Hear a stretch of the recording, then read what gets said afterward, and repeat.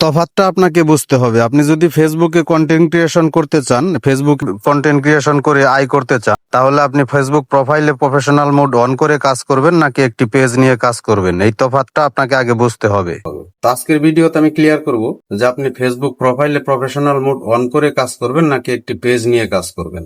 তো এটা আমার বানানো কথা না, আসলে ফেসবুকের যে অফিসিয়াল পেজ আছে সেখানে তারা রিসেন্টলি একটা আপডেট দিয়েছে। সেই আপডেটে তারা বলে দিয়েছে আপনি প্রোফাইল নিয়ে প্রফেশনাল মোড অন করে কাজ করবেন নাকি একটি পেজ নিয়ে কাজ করবেন। তো প্রথমেই তারা এখানে বলে দিয়েছে, দেখেন, রিকমেন্ডেড ফর নিউ ক্রিয়েটর, এখানে একটা টিক মার্ক দেওয়া আছে।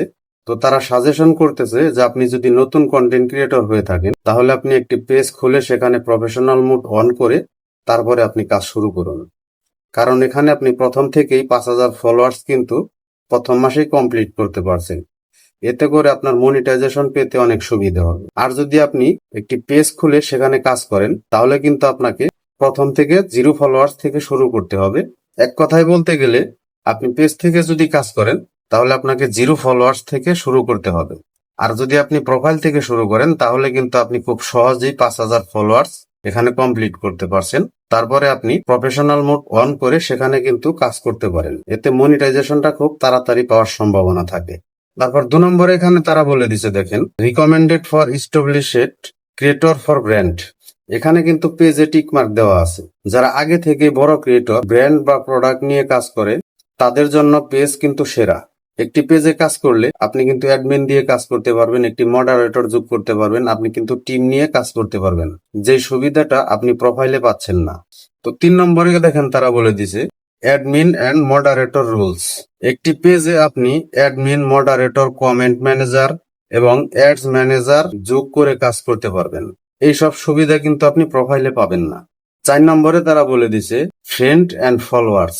যে কথাটা আমি প্রথমেই বলেছি, একটি প্রোফাইলে যদি কাজ করেন সেখানে আপনার ফ্রেন্ড, ফ্যামিলি অটোমেটিক কিন্তু ফলোয়ার্সে কনভার্ট হয়ে যায়। সেক্ষেত্রে কিন্তু একটি পেজে আলাদা করে লাইক, কমেন্ট, ফলো করতে হয় না। 5 নম্বরে যে কথাটা তারা বলছে এখানে দেখেন monetization insights and safety feature. একটি পেজ বা প্রোফাইলে আপনি যেটাতেই কাজ করেন এই ফিচারগুলো কিন্তু দুইটার মধ্যেই সুবিধা আছে। এই সুবিধাটা আপনি দুইটার মধ্যেই পাবেন।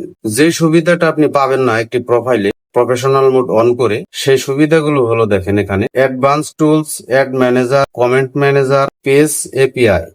এই সুবিধাগুলো আপনি একটা পেজে পাবেন, একটি প্রোফাইলে কিন্তু এই সুবিধাগুলো আপনি পাবেন না। তবে এখানে সবচাইতে গুরুত্বপূর্ণ বিষয় হচ্ছে আপনি যদি একেবারে নতুন কন্টেন্ট ক্রিয়েটর হতে চান বা নতুন কাজ করতে চান তাহলে আপনি একটি প্রোফাইলে প্রফেশনাল মোড অন করে কিন্তু সেখানে কাজ শুরু করতে পারেন। এতে ফলোয়ার্স পাবেন দ্রুত, মনিটাইজেশন খুব দ্রুত পাবেন এবং মনিটাইজেশন কিন্তু আসার সম্ভাবনাটাও অনেক বেশি থাকে।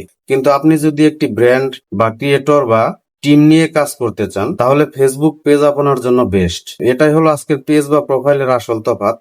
তো আপনাদের কোনটা ভালো লাগে, পেজ নাকি প্রোফাইল?